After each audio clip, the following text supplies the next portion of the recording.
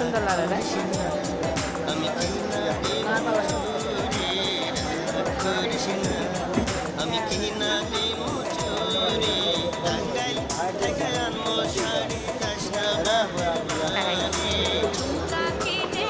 Mask ছাড়া নিরাপত্তা করো না, বুঝতে পারলেন? ঠিক আছে দিয়ে পেশা